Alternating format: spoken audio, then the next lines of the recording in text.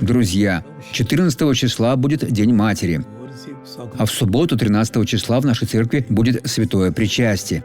В этот день мы будем молиться за женщин, которые хотят, но не могут познать материнство. Кто знает, возможно, в следующем году они уже будут держать на руках ребенка. Мы помолимся, чтобы благословить их.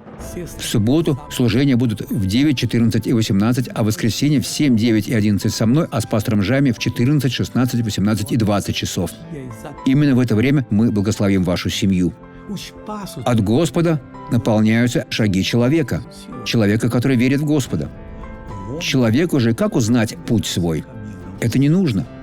Если он будет направляем Богом, его ждет только благо. Посмотрите свидетельство этого человека. Что с вами было, брат?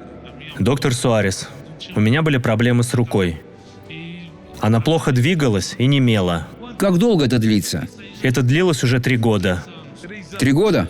Да, а теперь все прошло. Вам было трудно сжать кисть? Очень трудно. Но теперь я ее сжимаю. Нормально. Все нормально. Наш Бог потрясает, друзья. Иисус, Господь силен. Теперь я молюсь за вас. Бог, коснись, исцели, освободи, преобрази, измени эту жизнь. Посей в этом человеке семя надежды, чтобы из него выросло благое дерево, полное плодов. Во имя Иисуса. Аминь.